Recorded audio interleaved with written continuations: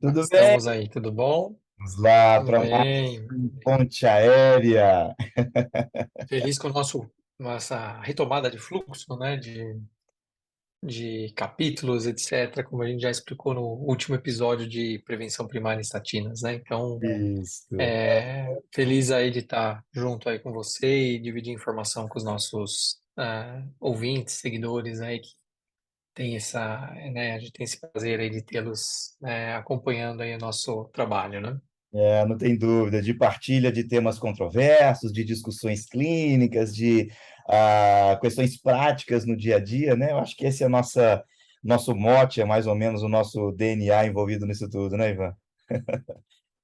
Com certeza, não, com certeza. E a grande questão que a gente traz é a literatura, né, discutindo as evidências, mas sempre com uma análise crítica individual, que obviamente pode ter vieses e erros né, e críticas, né, mas pelo menos a gente deixa uma posição, que eu acho que é o que importa, e a gente sempre estuda temas com maior nível de controvérsia, de incerteza, né, polêmica, temas que não são tão bem discorridos em livros, principalmente, né, porque aqui no Brasil o grande estudo do médico e do profissional de saúde ainda são livros-texto, né, que às vezes demoram para ser traduzidos e atualizados, né.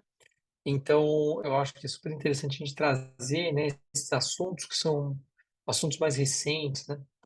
E hoje você vai discutir um assunto, né, ele é muito interessante, porque eu vejo, sabe, Virgílio, um apelo muito forte nas pessoas, que são muito saudáveis, mas que estão muito preocupadas, né, na identificação de processos desfavoráveis do envelhecimento, marcadores do envelhecimento, que seja bem-sucedido ou que indiquem algo de ruim, algo fora do curso.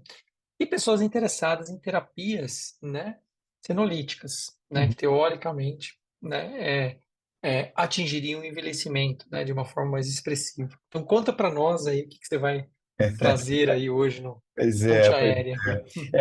nessa ideia nossa, né, uma das discussões que a gente sempre tem, né, Ivan, é aquele perfil, né? Ontem mesmo eu conversava com um grupo, eles perguntavam, mas quando eu tenho que consultar com um geriatra? E aí a gente conversava desde o momento onde você se percebe envelhecendo. A geriatria, por definição formal, acaba sendo aquele estudo do processo das doenças do envelhecer. Mas, em contrapartida, ou em adjunto a isso tudo, a gente tem a geronto, que estuda todo o processo de envelhecer. Desde Metchnikoff, em 1903, que é considerado, né, quando migra, né, para a Europa, nos estudos originais da percepção em especial do crescimento populacional e de que existiam grupos de pessoas com condições diferentes dos jovens, nasce a gerontologia, nasce essa grande preocupação. E como você mesmo disse, né, hoje, talvez pela nossa cultura, por alguns critérios que a construção da ciência veio trazendo para a gente, nossa sociedade ela quer a bolinha mágica para resolução. Eu também queria, mas assim, à luz da ciência, a gente não tem esse dado de forma tão concreta como já já eu vou mostrar para vocês. E hoje o tema vai ser conversar um pouquinho a respeito sobre esse envelhecimento bem-sucedido, né? Eu vou basear o nosso bate-papo num paper agora desse ano, de 2023, publicado na Aging Research and Review, de um grupo da Alemanha, a Louise Charlotte Berra, né, e sobre a coordenação da professora Anne Grosskopf, onde eles fazem uma grande, interessante e muito bacana reflexão sobre a construção histórica e a trajetória que a ciência vem trazendo a respeito do que seria esse envelhecimento bem-sucedido. A gente sabe, né, que a nossa formação, né, Ivan, a gente está lá na residência, na pós-graduação, a gente foca muito realmente no nicho doença e antropologicamente, do ponto de vista da percepção desde 1919, o movimento flexneriano do processo educativo, de fragmentar as partes para também entender o todo, a gente tem muito um modelo parcialmente americano, mergulhando muito mais na célula e nessa amplitude, né? E que cada vez mais a gente preenche e observa nos estudos atuais a necessidade desse entorno, onde não somente os marcadores biológicos, mas todos os fatores que rodeiam essa complexidade que é o próprio ser humano. E nesse paper, né, que a gente vai deixar as referências para vocês também, para que vocês possam ler, não acreditem em mim, leiam as referências, né? O que a gente consegue perceber é que esse conceito, né, ele está diretamente associado com isso, né, envelhecer mais e melhor, mas em uma dicotomia muito grande que vem crescente desde 1910. Num primeiro momento, naquele conceito da idade cronológica, e, ao mesmo tempo, o conceito que para a gente hoje é cada vez mais forte da idade biológica. Isso vai ao encontro de todas as pesquisas, né, que estão direcionadas à biologia, ou por que a gente envelhece, as teorias biológicas do envelhecimento. O que é Sim, fundamental, né, a gente conhecer é que, assim, para que eu determine o envelhecimento de uma determinada espécie, e eu entenda que isso é um processo natural da nossa história de vida, nascer, crescer, desenvolver, atingir as nossas mais altas capacidades, entrar em um processo de declínio até a nossa partida, nossa finitude, é que existem alguns dados, né, apresentados por alguns autores, né, Jekyll Neto e colaboradores, querido presente que Lígia Pi e o grupo do Tratado me deram quando a gente foi escrever sobre biologia do envelhecimento, é que, assim, para uma mesma espécie, para a espécie humana, essas alterações que acontecem com o envelhecimento, elas devem ser deletérias, ou seja, devem reduzir a funcionalidade do indivíduo. Um segundo ponto que é importante é que elas têm que ser progressivas, elas têm que se estabelecer gradualmente dentro desse processo. Elas devem ser, de fato, intrínsecas. Claro, o ambiente tem uma forte influência, né, sobre o aparecimento e a velocidade dessas mudanças, mas ela não é a causa desses elementos. E o que é fundamental, essas alterações elas devem ser universais dentro da mesma espécie. Com isso, né, nessa observação, os estudos trazem para a gente esse mergulho nas mais de 35 hipóteses ou teorias biológicas do envelhecimento. Nós estamos falando de aspectos que estuda a geriatria, que estuda a gerontologia, em que a gente quer respostas para que eu possa envelhecer mais e melhor, mas, ao mesmo tempo, sem clareza sobre isso, o que isso acontece, né? Desde as teorias que envolvem aquele envelhecimento programado, teoria genética, teoria endócrina, teoria das expressões gênicas, teoria do dano mitocondrial, até as teorias estocásticas, né? O erro catastrófico, né? A teoria dos radicais livres, a teoria do dano ao próprio DNA. E cada um desses elementos não conseguem explicar por si só, de forma isolada. totalidade. Pois é, aí a gente convida o pessoal para olhar nas temporadas anteriores, a gente já falou dos senolíticos, a gente já falou de teorias biológicas Sim, do envelhecimento, isso acaba completando muito desse nosso bate-papo de hoje, né, da nossa partilha. Que cada um desses elementos que a gente observa com o envelhecimento, e são observações, eu observo uma redução da minha estrutura hormonal, eu observo uma perda da massa muscular, eu observo alterações de GF1, de testosterona, de desregulação dos sistemas, eu observo que o meu próprio sistema imune ele tem uma susceptibilidade maior quando eu envelheço a agentes externos, uma redução da efetividade aos anticorpos da mesma forma. Então, assim, cada um desses elementos, do elemento da características metabólicas até o elemento intracelular, eles sofrem alterações que, no seu conjunto, as teorias programadas ou as teorias do erro catastrófico, elas não conseguem claramente definir o que está acontecendo. Mas o fato é que, assim, alguns desses autores, e o que nessa revista, essas duas autoras do grupo alemão, elas colocam, é que esse declínio funcional, né, citando o Palmer, Robert Palmer, na década de 80, que esse declínio funcional, observado com o processo do envelhecimento, ele pode ser prevenido, e que a gente pode proteger contra doenças, trazendo o que anteriormente, na década de 80, era entendido como uma alta capacidade cognitiva e altas funções físicas, onde o engajamento com a vida seriam os componentes que determinariam esse envelhecimento bem-sucedido, né? Ah, não é à toa que nós estamos agora, né, em 2020, um pouco ofuscados por toda a questão da Covid, na década do envelhecimento bem-sucedido proposto pela própria Organização Mundial de Saúde, né? Então, assim, o James Frisch, ele coloca que o envelhecimento bem-sucedido ele poderia ser compreendido como a compressão da morbidade até a expectativa de vida máxima livre de doenças. Então, são conceitos, ou são teorias que ganharam escopo de forma muito mais intensa a partir da década de 60, né? Em especial Kuhn e colaboradores na década de 60, quando eles analisavam que o envelhecimento ele era considerado linear, progressivo e em declínio até a chegada da morte, onde, na década de 60, o determinismo cronológico era o elemento mais importante. A gente não poderia fazer nada para interferir nisso tudo, né? Em 61, e posteriormente nas reflexões de outros autores, como Rick Corner, em 2014, definindo o envelhecimento bem-sucedido como aquele indivíduo que, com, sem ou apesar das disfunções orgânicas, ele conseguiria se manter envolvido nas atividades do dia a dia, feliz em fazer aquilo que ele se propunha a fazer.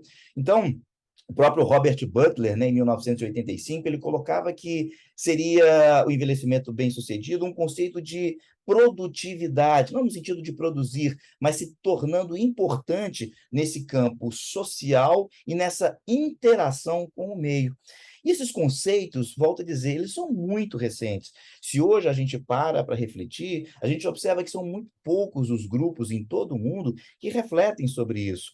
A Organização Mundial de Saúde, como a gente estava comentando, né, desde 2010, 2011, já vem tentando construir, né, esse conceito, baseados em especial nos trabalhos de Rowe e Kahn, que em 1987 eles lançaram um foco no envelhecimento bem-sucedido, popularizando, né, entre os pesquisadores que o envelhecimento usual seria, sim, intrínseco e que envolveria a presença de patologias ou condições clínicas que reduziriam essa capacidade fisiológica do indivíduo, né? Onde aquele indivíduo que atingiria suas mais altas capacidades físicas e cognitivas, eles teriam essa capacidade fisiológica bem elevada, não estariam associadas com as disfunções. Mas, assim, foi realmente Que, em aliás, 1990, né, que Baltes e é, é Baltes é a questão. começa a trazer informações a respeito da otimização seletiva, uma compensação de cada um dos elementos que ocorreriam nessa perda fisiológica. Ou seja, seria um mecanismo de adaptações e de perdas funcionais ou cognitivas, e essa habilidade que o indivíduo teria de uma resiliência, teria uma capacidade Não de encontrei isso na Bíblia. o Alex entrou aqui no meio, uma capacidade de resiliência nesse mecanismo, né? E com essa percepção de Baltes e Baltes, né? Ele foi o primeiro momento, talvez, década de 90, 91, onde o grupo de pensadores, nesse sentido, compreendeu que o envelhecimento ativo foi o visto como um processo dinâmico e não necessariamente estático. As teorias biológicas do envelhecimento, elas têm um determinismo em algumas delas, muito estabelecido, por exemplo, do erro genético, onde, a partir de uma redução telômero, né, redução da telomerase, esse indivíduo alcançaria essa redução da sua expectativa de vida, evoluindo com a morte. Mas o que se observa a partir da década de 90, com o estudo desses dois autores, é que isso deixa de ser estático e começa a ser um processo dinâmico. A atuação ativa do indivíduo, apesar de existirem disfunções, que eu consigo trazer um benefício. E, dentre esses benefícios, é o que a gente estuda, e quero acreditar que já a querida Andrea vai apresentar isso para a gente, nas áreas das Blue Zones, os elementos sociais como fatores preponderantes para o envelhecimento bem-sucedido. Uma vez que entre os fatores estudados nessas 5 populações do mundo que tem, né, onde temos os supercentenários, um dos elementos mais importantes, além que suplantam muitas das vezes aspectos biológicos, é sim a rede de amparo social, a sensação de pertencer e sentir-se pertencente àquele cenário, ou seja, os fatores protetores poderiam estar diretamente associados a elementos psicossociais dentro desse conceito, e trazendo luz ao que a definição da própria Organização Mundial de Saúde traz do que é saúde. Então, em 2002, a partir dessa série de conceitos, a própria Organização Mundial de Saúde traz essa Global Policy, né, ou Guidelines for Activity Aging, né, com um processo de otimizações de oportunidades para saúde, participação e segurança, para que seriam esses os grandes marcadores que trariam um suposto envelhecimento ativo. Esse documento foi traduzido para várias línguas, né? No Brasil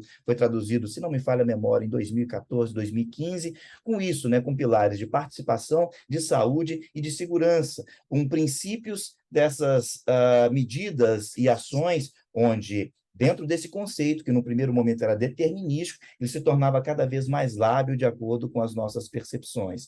Claro, isso tudo depende do gênero, isso depende da cultura, dos determinantes sociais, determinantes econômicos, determinantes dos serviços sociais e de saúde, determinantes comportamentais, determinantes pessoais, tudo isso se coadunando para trazer nessa questão do envelhecimento ativo.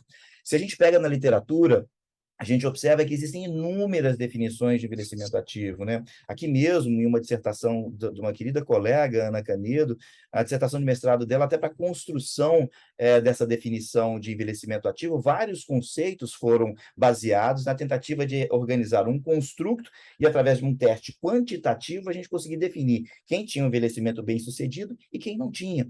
Mas, assim, em 2013, né, Kuhn e colaboradores, eles trouxeram esse conceito baseado num desempenho físico ótimo, no desempenho cognitivo ótimo, um retardo no aparecimento das doenças crônicas e uma extensão máxima dessa expectativa de vida.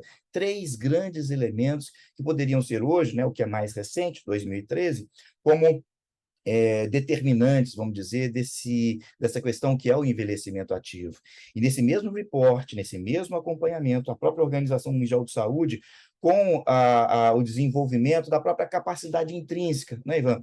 Onde a gente já teve um bate-papo, né, sobre ela, né, só a gente olhar como o máximo funcionamento físico e cognitivo do indivíduo, trazendo com elementos de associação da capacidade intrínseca, da capacidade funcional e o ambiente no qual esse indivíduo ele se encontra na determinação realmente desse envelhecimento ativo.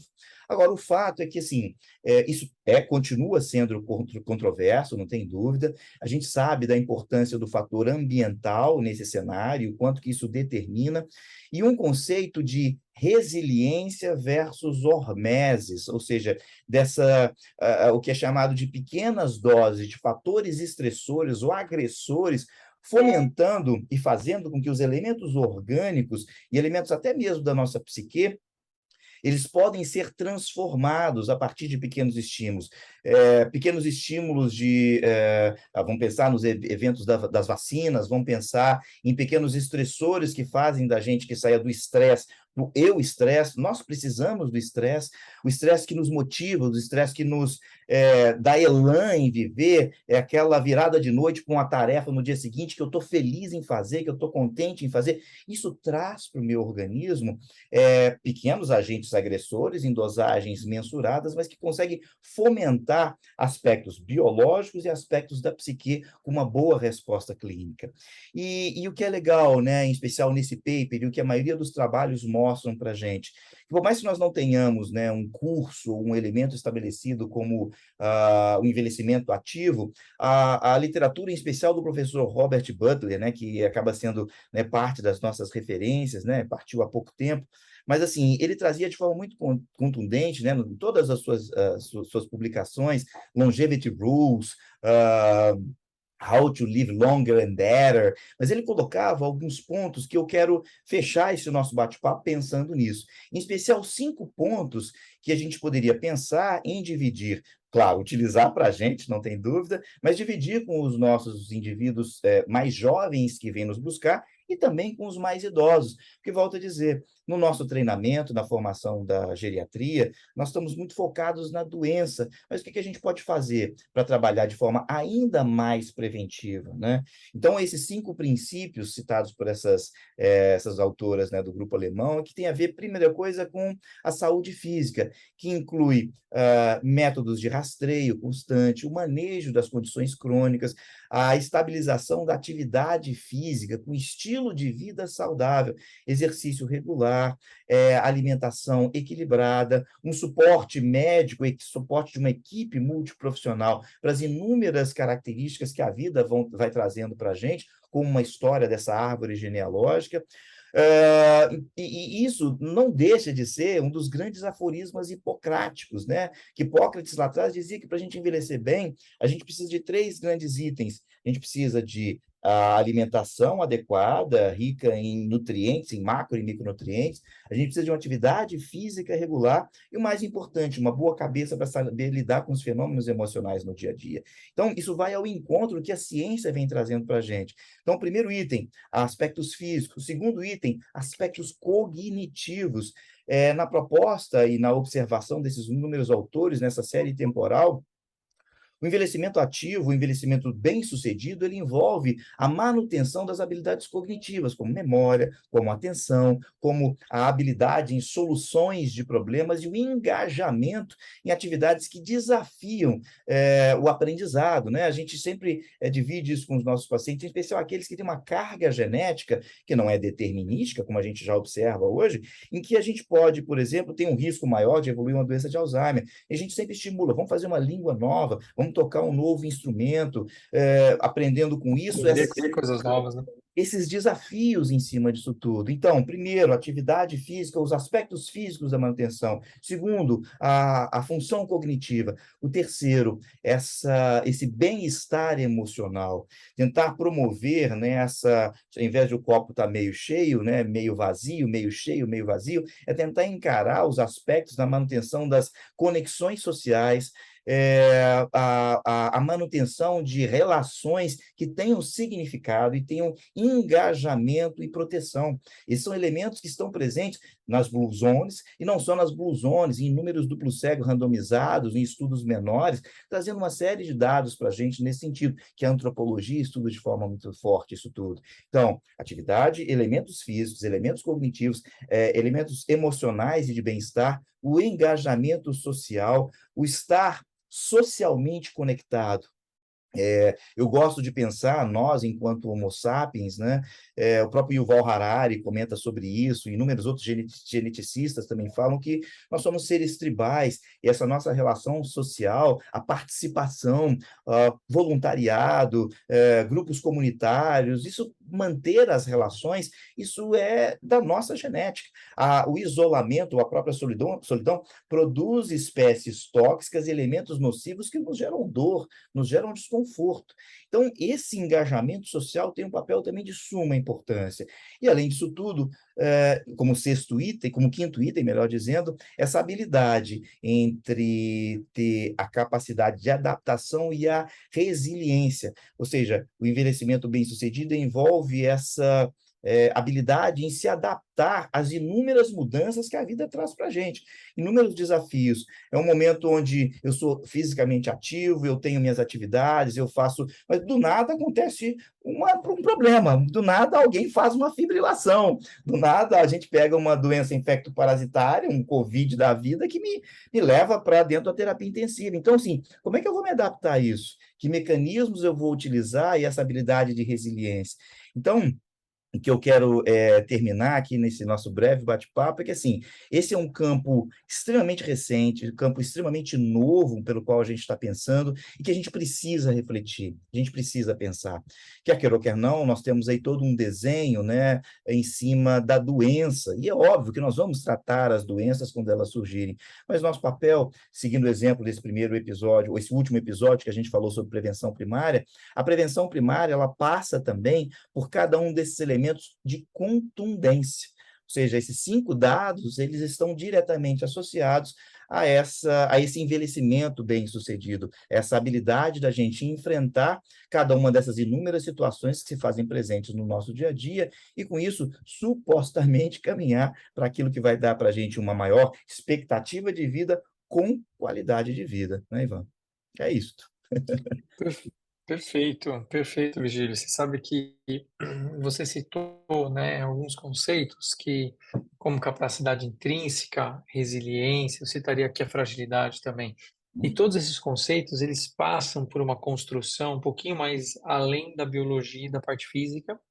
Então, você vê fragilidade foi assim, é um fenótipo físico, aí depois veio os subtipos sociais, psicológicos, índices heterogêneos de fragilidade.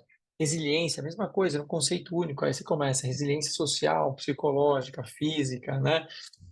Aí você começa com aquelas equações, o que que é resiliência, né? Um sobre a fragilidade, né? Então você começa a pensar, e isso nada mais é do que a tentativa de uma expressão clínica de tudo que você disse, né? E que a gente ainda não tem ainda essa expressão ideal, e talvez seja muito difícil a gente ter, né? Como que você vai colocar ambiente nessa equação? Como que você vai colocar rede social nessa equação? Desenvolvimento emocional dentro dessa equação. Isso é muito difícil, né? E aí eu acho que reforça essa questão que a gente tem que promover bem-estar, promover saúde, uma vida calma, uma vida plena, uma vida saudável, né?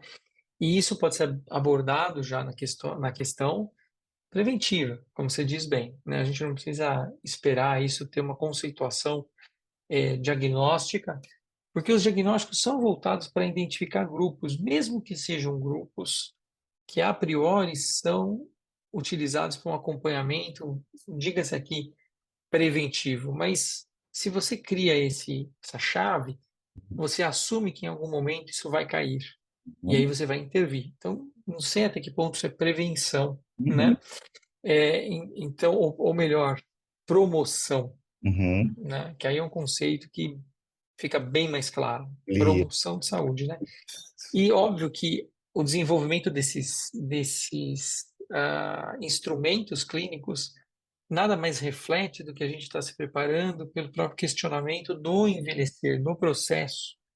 E óbvio que tem óbvios interesses na tentativa de prolongar envelhecimentos bem-sucedidos, né? Principalmente aquelas pessoas que estão muito bem clinicamente, uhum, né? E por isso tem também um esforço todo para tentar colocar em prática tudo isso que você falou, essa conceituação que hoje a gente consegue ver, né? Tentando juntar essas heterogeneias, né, de definições que começaram lá com movimentos de teorias biológicas e foram aí se expandindo para outras áreas, né? Muito uhum. bom, gostei bastante de te ouvir aí.